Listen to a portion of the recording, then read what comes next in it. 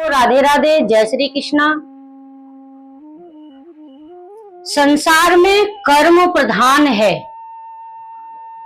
हर जीव अपने कर्मों का फल भोग रहा है। कर्म प्रधान विश्व रच राखा, यानी कि पूरा संसार कर्म से बंधा हुआ है। कर्म के अनुसार ही हमें मानव का जीवन मिलता है।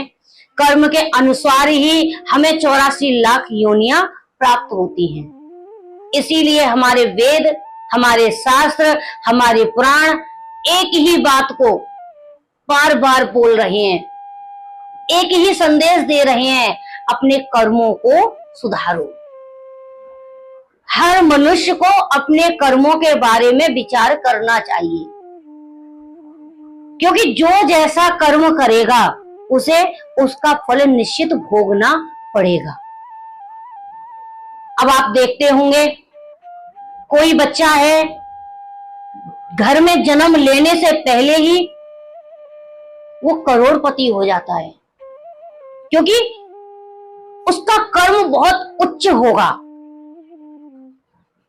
और एक बच्चा है, जन्म लेने से पहले ही कंगाल होता है और बल्कि कर्जदार होता है, क्योंकि जिसके पिता पर लाखों का कर्ज हो, उसके घर में यदि कोई संतान जन्म लेकर आ रही है तो वह बच्चा भी अपने पिता का ऋण उऋण करने का अधिकार प्राप्त करता है।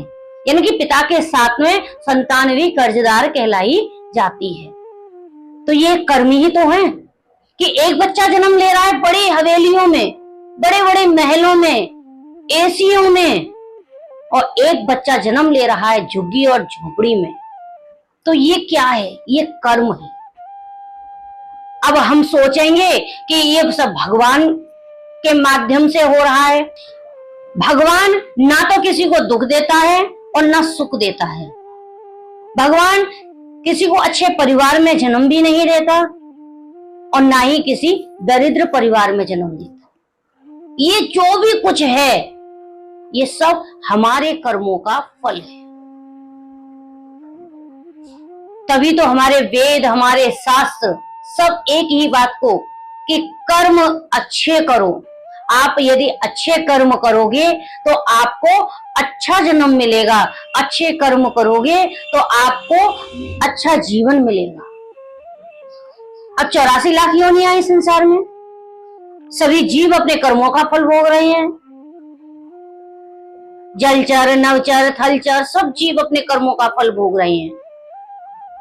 लेकिन मनुष्य कर्म भोग भी रहा है और नवीन कर्म उत्पन्न भी कर रहा है।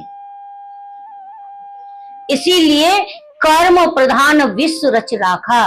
कर्म प्रधान है, श्रेष्ठ है, और बिना कर्म किए हमें कभी कुछ प्राप्त नहीं हो सकता।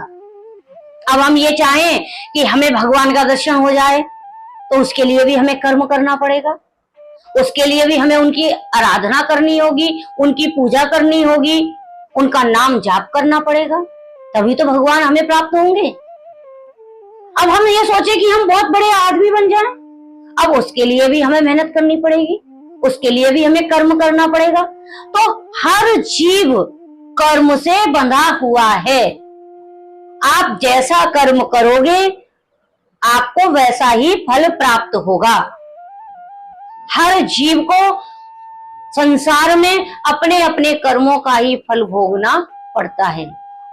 जब पेड़ हम बबूल का बोएं, पेड़ जब हम बबूल का बोएं और फल खाने की हम इच्छा करें कि हमें आम के फल मिले, हमें सेब मिले, हमें संतरा मिले, तो क्या कभी वो ऐसा हो सकता है?